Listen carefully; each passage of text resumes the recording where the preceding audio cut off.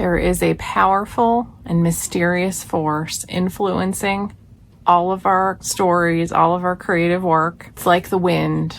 It can whisper in 100 ears as it sweeps by, but it can feel at the time like its whisper is just for you. And that force is the collective unconscious. I've been wanting to talk about this for a while because this is one of those things that sooner or later, as a creative, you will run into a moment where either somebody comes up with the same idea you had and you don't know them at all, so it clearly was independent, but you're like, damn. Or you're like, did this person rip me off? And this is one of those delicate matters that I've noticed that beginning writers often tend to worry more about getting plagiarized or someone else kind of having the same idea as them a little more often than experienced writers do. So I also wanted to talk a little bit about that. Beginning writers tend to be very precious about their ideas compared to more experienced writers. And when I say beginner, this is especially true who have never written anything. If you are a writer, you have been approached so many times by people who were like, oh, I've had a great idea for a story. Like they're going to give it to you. Like it's a secret. And you're going to be like, oh my God, that is a great idea for a story. And guess what? This never happens. It almost never happens that someone's great idea for a story appeals to me at all. There are a million ideas floating around in the world at any time. There are so many that when I go to write a story, I never know what my inspiration is going to be, but the ideas are never the problem. There are some writers who have trouble with ideas, but in that case, I think it's more like the trouble is finding an idea that resonates with you and becomes full-bodied enough to really execute it. It's not that there are literally no ideas. Like you could find like 1,000 prompts that would be ideas in a minute. And a lot of the ideas floating around, like some of them are good. Sometimes I do see ideas pop up on like, Reddit or any of the various tweet type sites, Tumblr, whatever. And the post will just be like, imagine a book where this happens. And I'll think, that is a good idea. That would be a fun book, but it's not the book for me. I've never seen one of those ideas and thought, I'm going to write that. And I can't even think of very many times that I saw a book with that idea come out later, which just goes to show how many good ideas there are out there. This is not to say that plagiarism does not and never does happen.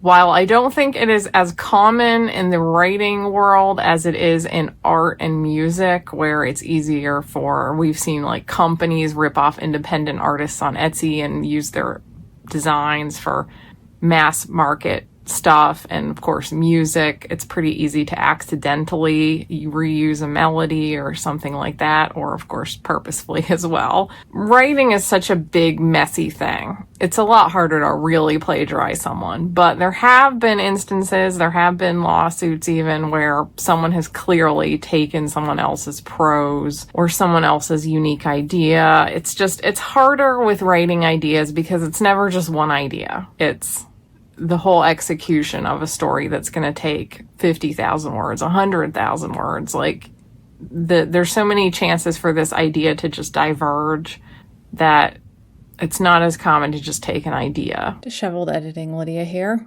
In the time since I recorded this video, there was actually a settlement on the Crave legal case, which if you haven't been following it, one author with an unpublished manuscript called Blue Moon Rising accused the author Tracy Wolff of plagiarizing her when she wrote her book Crave. Now, what made this case extra kind of spicy is that both authors had a connection with the same literary agent.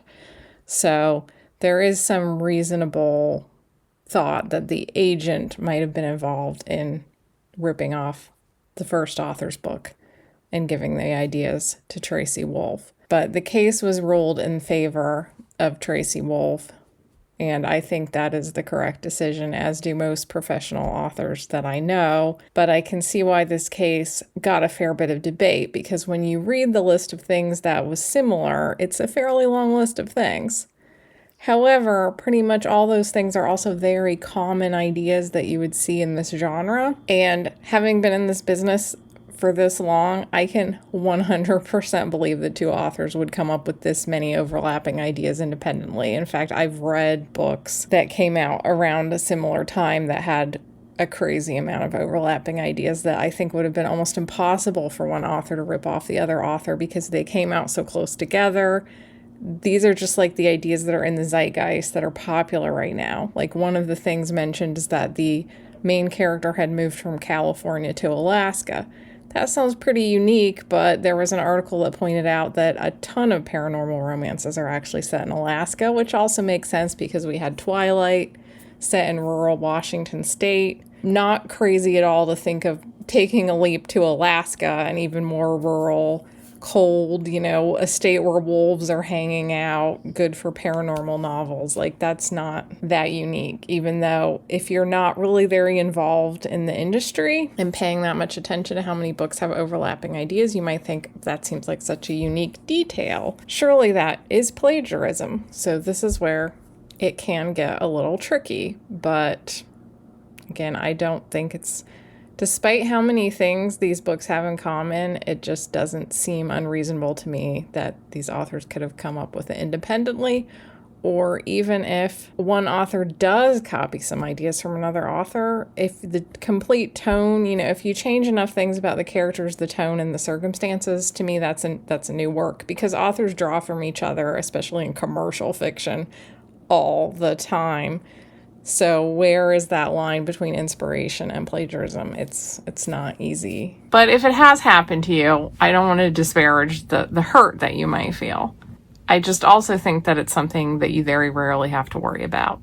There have just been a very few instances where I've been protective of my ideas, and that was mainly when I was writing to market, and I was writing very quickly in this very fast-paced indie publishing marketplace. And if you had an idea that just really sounded like a good hook, you really wanted to get that book out there and nail down that idea. And it wasn't so much that I thought someone was going to steal it as I thought someone else was going to come to the same idea independently and release a book very similar to mine before I got a chance to say, no, I'm doing that. Here's my book. This is my idea. That fear is particularly acute because some readers always assume that writers are plagiarizing each other, and they will kind of be watchdogs of it and will occasionally gang up on or bully authors that they think plagiarize their favorite author. I don't know how much this actual plagiarism really happens. I mean, there's definitely a fine line sometimes between inspiration and plagiarism, especially in a very competitive, fast-paced marketplace that's based around tropes and very hooky books. But I think a lot of times you just have people coming to the same ideas at the same time because everybody's just kind of sensing and trying to guess where the market is moving. There was a time when alien romance was really hot, and then monster romance started to rise in prominence. And it's not really that big of a leap to look at alien romance and its popularity and think, maybe I could do the same thing, but with monsters instead of aliens. And of course, everyone's going to be thinking well, what monsters could I use? And what could the scenario be? And it's probably going to happen that some people are going to come up with the same sort of thing. But you might want to be protective if you get a really good high concept idea and you have a plan for how you're going to write that book. And a high concept idea is something like the Hunger Games, where just the one line pitch sounds kind of very hooky and a little bit different. But at the same time, as we know, a lot of people accuse the Hunger Games of ripping off Battle Royale. Did Suzanne Collins rip off Battle Royale? Frankly, I doubt it. She is not really in the demographic of people that were big anime fans. But even if she did, I don't care because I think they're pretty different, really. That idea is not something that two people can come up with independently. And then, of course, we had a lot of books that were drawing from the Hunger Games itself. So, writing stories are always this conversation between the author and the stories that have come before. That's part of it. We want that to happen. It tips into plagiarism only when someone is really trying to use the precise language that another author used, or to really take the entire roadmap of their book and not change very much about it. I don't think this happens very often because it's just so darn easy to change a few things and have a totally new book. But I also think that it is so much more common than we realize for humans to kind of piece the same ideas together at the same times. And in hindsight, it can often mean that entire genres emerge out of a collective generation, all kind of maybe drawing from the same inspirations and kind of linking the same ideas together and then riffing off each other as they're developing these ideas. And eventually you get a whole new genre that might have seemed inevitable. Like you could probably look at something like steampunk and go back and see the specific things that the generation that really wrote steampunk novels was drawing from. You can kind of guess how different people would have come up with different elements of this. Some people might have seen more of a steampunky anime or played Final Fantasy. Some people might have been drawing more from various science fiction and fantasy books. Heck, some people might have been pulling from like some of the Saturday morning cartoons that were on when I was a kid. There were a few steampunk elements in Saturday morning cartoons in the 80s. Could have been inspired by the Journey to Imagination ride at Epcot. But there are so many different things I can think of that could have led to steampunk emerging from piecing those things together and people coming up with it collectively together. But there's always somebody who's first and there's somebody who's second. And it kind of sucks to be the person who's second. It's not so bad if you're like the person that's fifth, because at that point it's a genre. Names are one of the areas that this becomes especially glaring, and I have this fascination with names. Like a lot of writers, we love names. So it's been fascinating for me to watch as my generation reached the age where they started having children, to see the rise of names that I loved since I was a kid become the most popular baby names. You got Lucy, Charlotte, Olivia, Emily. These are some girl names I really loved when I was a kid, and then they became really popular. In fact, my youngest sister is named Ivy, and I was the person who originally threw that into the pool as like a maybe name for her, and she was born in 1997, so there weren't a lot of Ivies in 1997. But by the time I reached an age where I could have a kid, because I was 15 when Ivy was born, and then Ivy became really popular as soon as I became old enough to have a kid. So it was kind of like my little sister Ivy got a jump on the millennial children named Ivy because she was kind of named by a millennial, but before said millennial was old enough to have kids of her own. Therefore, she's an early Ivy. But now there are a lot of Ivies because a lot of my generation had kids and named them Ivy. So apparently we all liked the name Ivy. Why? Where did that even come from? You could say there's a certain level of like generational turnover where people like the names that like came from their great and great great grandmothers, names that don't read as old people names anymore because they're all dead now. So now we can go back and be like, oh, those are such nice old fashioned romantic names rather than being like just old people names. Like currently names of like the 30s and 40s and 50s don't sound as cool as names of people who were born in like the 1870s, 80s, 90s. They're all dead, so their names are cool again. But even then, it's not always clear. Sometimes names just kind of come out of nowhere. Sometimes we're pulling from different generations, and then other names from that era don't pop for whatever reason. I've had to change several character names because the names just became too popular within a generation and it seemed like it didn't fit the character anymore. Probably one of the worst for me actually was I had this character when I was a teenager. One of my favorite characters was kind of a very 90s guy, kind of an everyman folk rock musician named Stan. This was before the Stan in South Park, the Stan in American Dad, the Eminem song, the Stan becoming an actual word. Now it's like, I can never name a character Stan. That name has become so like not cool. And admittedly, my Stan wasn't that cool. That was why I gave him the name Stan. But now it's just too overworked, has too many other meanings. There's also the thing with fantasy names. It's so inevitable that when you're coming up with fantasy names, you're going to accidentally duplicate a fantasy name from some other fantasy property at some point. And a lot of times I don't even find out about it until years later, at which point the name is so ingrained in my brain that I'm like, I'm not going to change that just because it popped up in Warhammer or something. Like, we are such a different kind of properties, and there is so much fantasy out there. There's so many things to keep track of. You've got video games, you got movies, TV shows, comic books, webtoons, novels. You can't possibly know all the fantasy names that are being used, but you're gonna end up thinking of some of the same fantasy names. Or sometimes even worse, the Hidden Lands. It's like my fantasy world, the Hidden Lands, it's like native name, what the actual natives of the Hidden Lands call it, is Arrestin. So for the longest time, I just referred to it as Arrestin.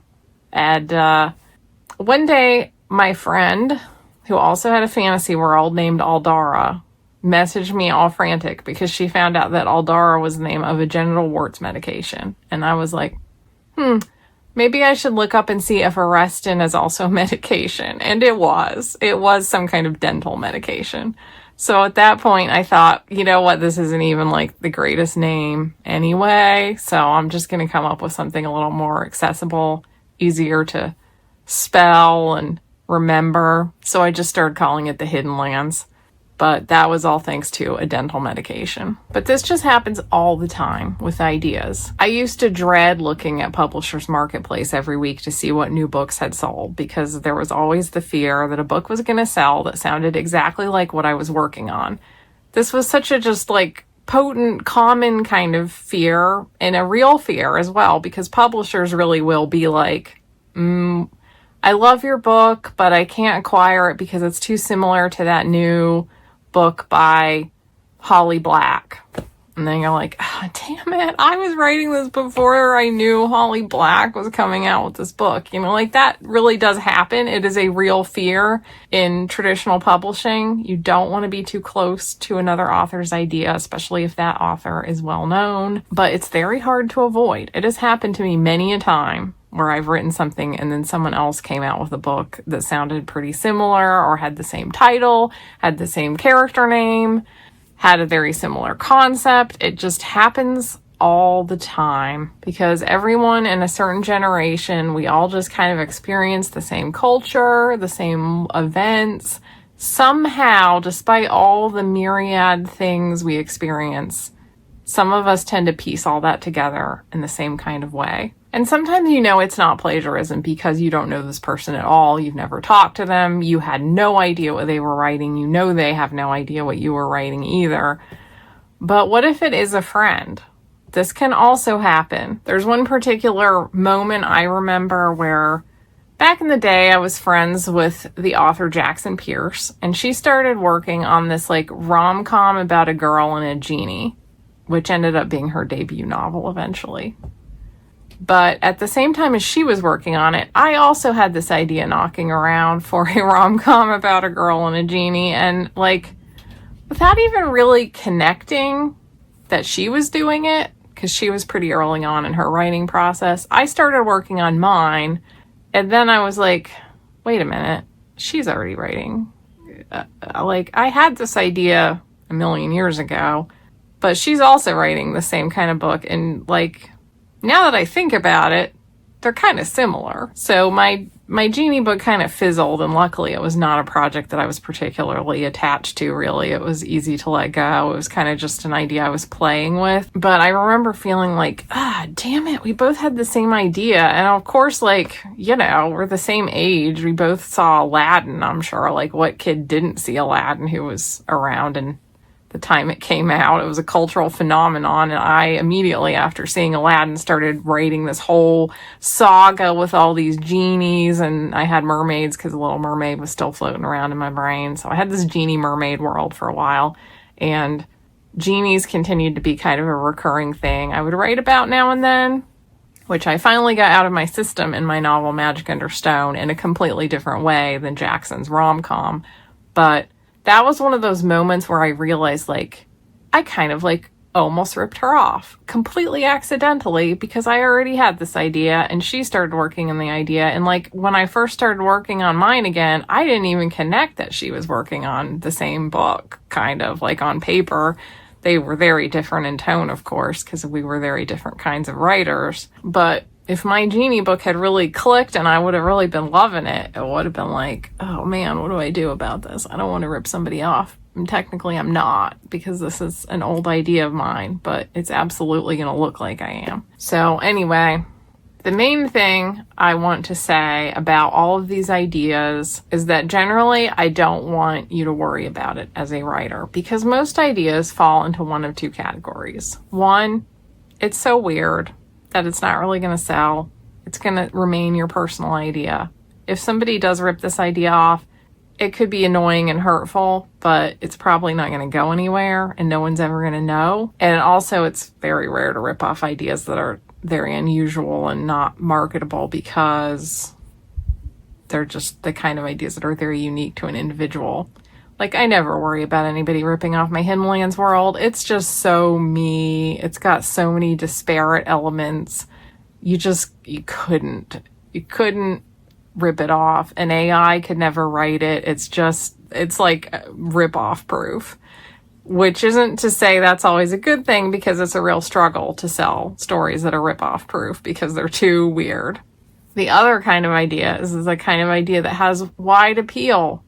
And in that case, it doesn't really matter that much if someone rips it off, because like it's an idea that is either just a variation on something that's always been popular, or it's a new idea that like the world is ready for. You came up with it.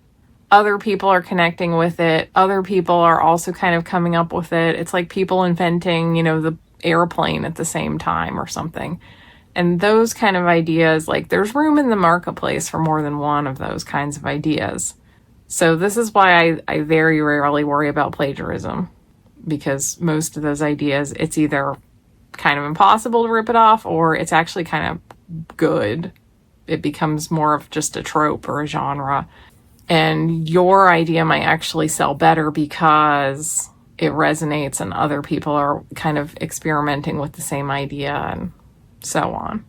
The one thing about the Hidden Lands that honestly has always shocked me is that I have my race of doll people, and I really thought at some point, because I was so influenced by The Nightmare Before Christmas as a kid, and it became a very popular movie with a certain kind of person, semi-gothy girl, the weirdos. I really thought that there was going to be a little pop of people coming up with like doll people, like Sally, and maybe more books that had like this like gothy undead romance kind of aesthetic going on, but they've remained very rare, and I can't even think of any other books that really have like the Sally type of doll person, which I mean mine have evolved way past Sally, but still you can definitely see the bones if you will still, and there's not anything like that. So sometimes the collective unconscious surprises you in the opposite way, where I thought like, oh, my time for this idea will come, and I'm still waiting. And that way, I've actually learned to kind of delight in the collective unconscious. Sometimes I yearn for it. I'm like, oh, please join me in the weird stuff I'm writing, because then like we can kind of group up. We can give it a name. We can have a collective audience. That would be great. Like, please do write some weird doll people. I would love it if Holly Black would write a book about doll people, because then I could market mine based on hers. Like, So I think the collective unconscious is actually kind of cool. And I would love to know if you've ever had this experience with the collective unconscious, with having an idea and then seeing that idea appear somewhere else, or if there's anything you would like the collective unconscious to get on already. If you're new here, my name is Lydia Foxglove, and I am a fantasy author. I've been a full-time creative since 2009, and on this channel I talk about the creative life in general and writing and books in particular. If you'd like more from me, I have memberships that get 2 bonus videos per month voted on by you guys, and access to my Discord server, which has a very nice little creative community. You can access that through YouTube membership, Substack, or Patreon, and I recommend joining the Substack anyway because I put out a lot of free content there. If you'd like to read any of my books, the Hidden Lands books are the ones I most recommend and talk about on this channel, but I have a lot of books. You can find the link in the description. I post every Sunday and sometimes on Wednesdays, and as always, thank you so much for being here and chatting with me. Thank you so much to my members for supporting the channel, and I will see you next time. Bye!